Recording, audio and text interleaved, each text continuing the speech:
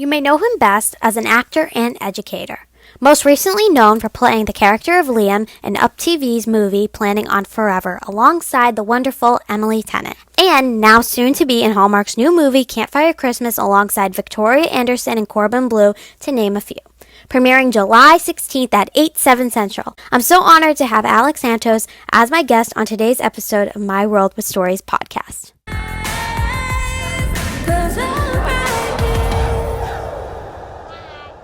Hi, how you doing? Good, how are you?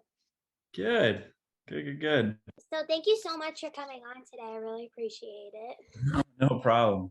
So how did you first get started into acting of where you are today? Like almost like an overview.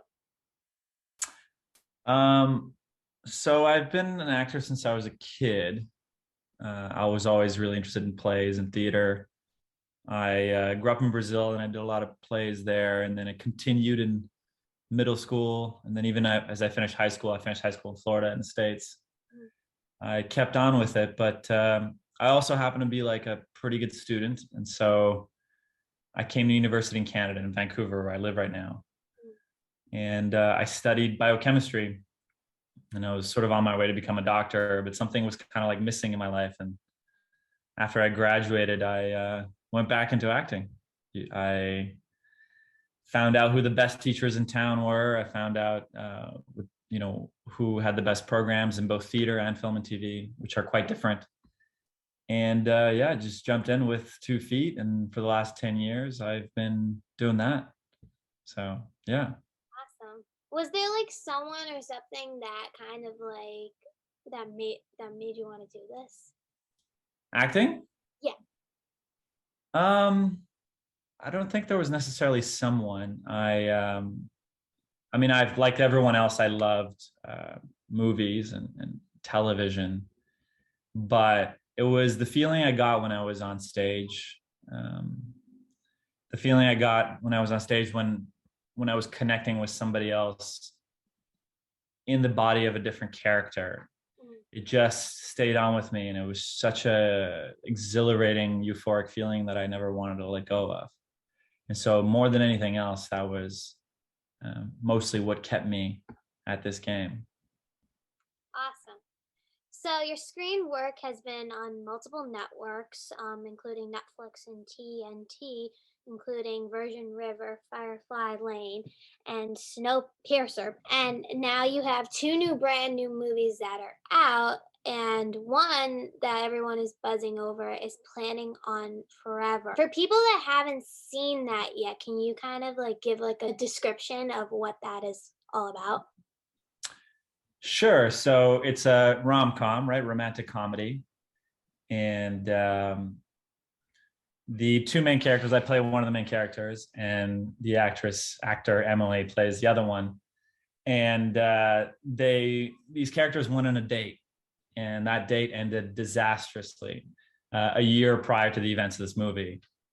And then it turns out they run into each other again when her sister and Liam, the character I play, his best friend, are getting married. And they realize that they're going to be both best man and maid of honor, right? So there's that awkwardness of like a failed first date. But then things get more awkward, more interesting, more intense, because the bride and groom have to be out of town because of emergency business meetings. And so they ask their best man and maid of honor to do all of the planning for the wedding. So like select the flowers, select the band, select the venue, the food, everything, and keep it a surprise for them. So they just want to show up, go to the wedding, and have it be charming and beautiful. So we end up going to all these things together. And through the process, there's a lot of comedy, and eventually, typical rom-com, we end up falling in love kind of thing. You're my sister, and I love you, but I'm really worried that you're focusing so much on everyone else's dreams that you're forgetting about your own. Incoming! Hey! Emma. Liam, it's been a while. A year? I was only going so fast because You were late? Reminds me of our first date. And only date.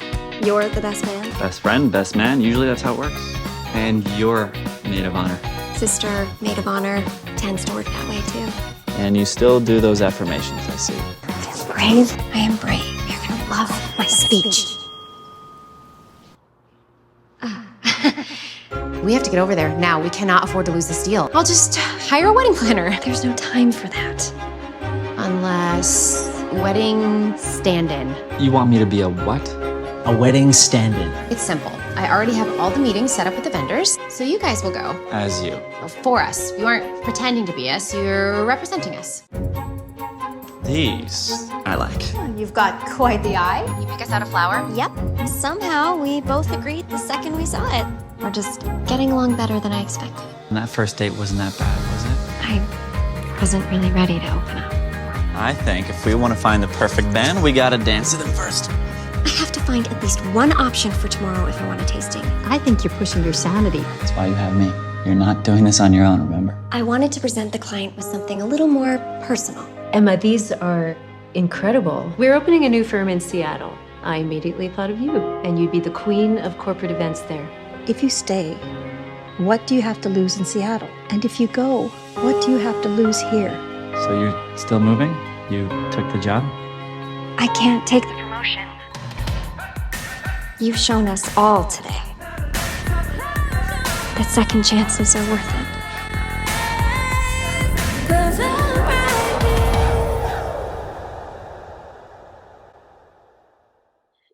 So can you explain like the creative process of making like a film like that and like building your character?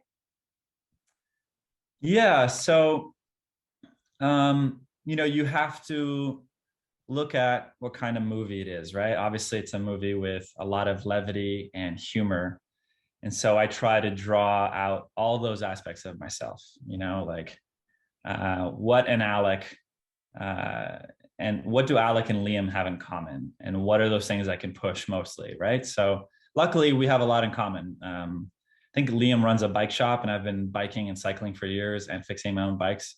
So I had that in common. And Liam's a bit of a goofball. So all I had to do was like just be a goofball the whole time. And one thing I do while I'm on set is it's not, necessarily, it's a bit kind of like method acting where you just sort of stay in character the whole time.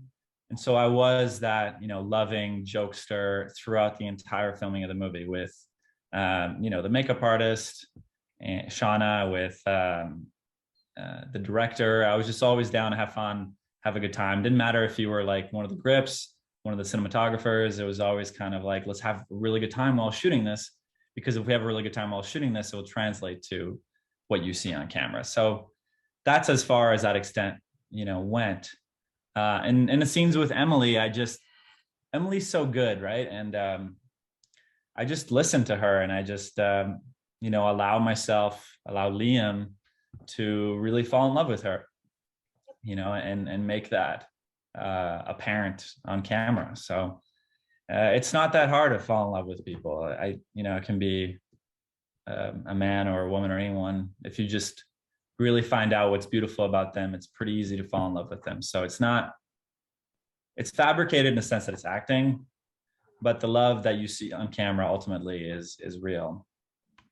Awesome. Now you said that you worked alongside Emily Tennant. What was that like working with her that has, done this a lot? At first it was, I'm not gonna lie, it was a little intimidating, right? It's like my first lead role in a movie. And I was like, and you hear stories of some leads who aren't very nice, or leads that like don't show up when it's your scene, your coverage. But Emily was incredible, terrific from the get-go. She was down to, an actor's term is just play with the characters and have fun. And, even when we weren't shooting the scenes, we would run our scenes together in a hotel later, or we had auditions. We helped with each other at the same time. And she was just so giving that all I had to do was like receive and act back, which made the whole thing so great and so easy to do. 3 days into the shooting, it was really great, because the director, Danny Boyle, comes to us and says, the network has seen the dailies. The dailies are kind of like all the shots of the day. They get sent to the network, and they love you guys. They can feel the chemistry. And so after the third day, sort of that nervousness dissipated, and we just had a good time with it. I mean, the only thing that's like difficult is because, you know, movies are shot out of sequence, right? Because of money constraints and places. And so I think we shot like the wedding, the ending sequence, like in the first week. So you shoot the, you know, consummated love or whatever with the kiss. And then the week after we shot when we like ran into each other for the first time. So it's like, you have to back everything up. You have to be like, oh my God, this person, they're so obnoxious. I never want to see them again, instead of like how you felt about them earlier. Right. So there is a bit of that tends to happen. And that's where sort of the actory things come in. So you could actually catch Planning on Forever replaying on UPtv July 9th and 17th. And you could also watch it on the platform Pillow as well. And all the details on this movie will be in the description of this podcast. I can't wait to watch it. I haven't seen it yet, but Okay. I'm looking forward to. So you are not just an actor, you're also a teacher, and you teach drama and science. That's right. Yeah. So what has that been like? Do you want to say hi? So I live in Canada. I live in Vancouver, and I teach for the Vancouver School Board. Now I don't teach full time because of acting. Like for instance, we shot Planning Forever in August, so I guess it would be manageable. But sometimes, like the movie that's coming out in 9 days, Camp Christmas or Campfire Christmas, I'll be away for like a month. And so, you know, whatever they say is true about acting, like you can't really hold down any steady jobs. But I can be a substitute teacher. They call that a teacher on call here. And because of all that stuff I had with my science degree, you know, I have a biochemistry degree. I teach all of the high school science courses and drama courses. And I feel like I'm really lucky because it is something I love to do. And there's none of that, you know, when I grew up, when I went to school, substitutes are always like a day sort of to have fun. And, you know, let's give someone else's name because the sub is in the class. But the students in Vancouver are pretty studious. So when I show up, they're like, oh my God, let's learn, you know, like it's biology. Please teach us about, you know, Darwin and Linnaeus, and give us the history of taxonomy. So I get to put on different hats every day, which is something similar to what acting does. Teaching it, if you're a good teacher, I think you have to have a certain level of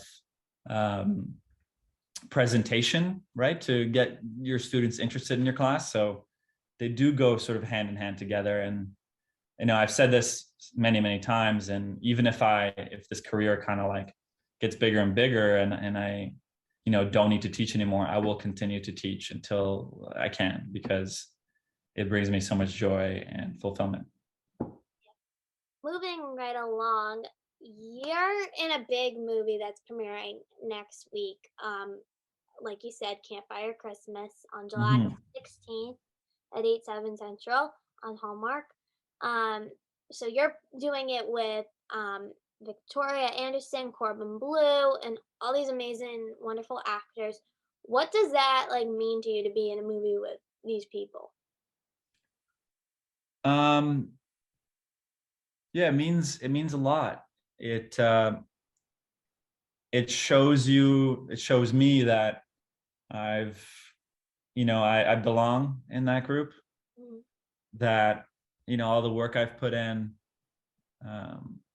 demonstrates that, you know, I can act amongst these peers who are so successful already in the industry, and you know, never miss a beat, which is really cool. And you know, like I said before in my previous comment, the worst thing that an actor can have is a bout of doubt when it comes to self-confidence. But then this is definitely a confidence booster, you know. And when you're hanging out in the green room with someone like Corbin Bleu, right, who's of High School Musical fame, and you just finished a scene, and Victoria, you call her Victoria. That's funny. I didn't know that was her name, because we just call her Tori.